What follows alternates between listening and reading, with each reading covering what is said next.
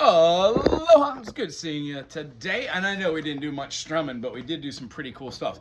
So this instrument has a peg system onto which I was talking to you. Drop it down, shove the peg in, say no more, wink, wink, nudge, nudge. However, the other ukuleles that generally you would have for a traditional spelling or a traditional binding, either way call, you would have the string coming up through a hole in the end and then going all the way up towards your tuning mechanisms or your pegs.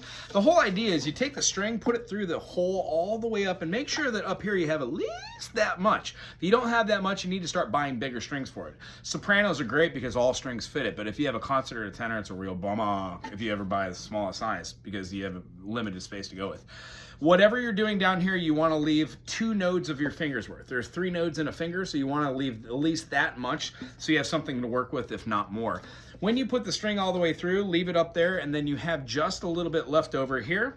The concept is, I take it between my legs right here, I pull the excess string out, and then I pull under the string going this way. So I go under the string, and when I pull back the string, I've got a little U loop, but it goes underneath the string and back up. At that point, you've got a little bit less tension. You take it and you put it underneath the loop that's started on your saddle, going underneath it. Pull it through, do it again. You make 3 little loops, or 2 or 1 depending. I usually do 3 for caution.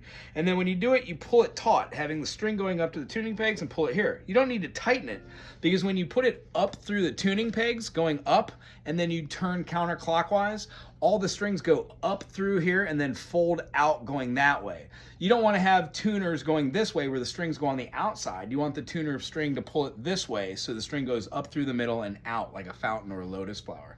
After doing that and you starting to tune it, it will tighten this up. If you go too tight or not tight enough, you will find that the strings will pop. No worries. These nylon strings you can take right off, retry over and over again. What I would say for any time that you're trying to do a new set, try with some old strings to see if you could tie the knot 3 or 4 times before you use a brand new string. Otherwise, have fun going over this over and over and over again.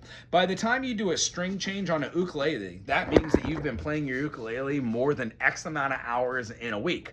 For me, playing the ukulele, I play about 45 hours on an ukulele, I guess in a month.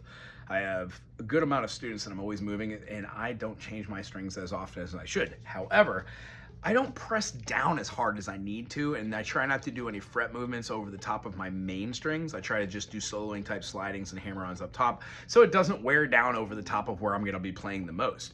As far as the chord structures that I use, you will also find out that eventually your frets will wear down. So no biggie on something you like. If you are getting some buzzing and it's not just the sound of the string, the metal ones comparatively to the polymers, you could have the whole thing done, clean it up here, you heat this up, you take a little device called a fret puller, you put it over the top of it, it pinches it, and it pulls it all out in one fell swoop. Yes, it might break a little bit of wood there, but then you put wood filler, you sand it down with a file, you make sure the dimensions are set there with a very, very special ruler tool, and then you gauge that off of the other ones, and then you just put a new fret in.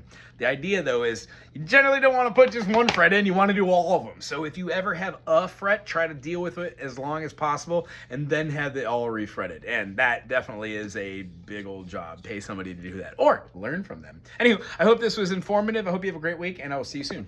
Aloha.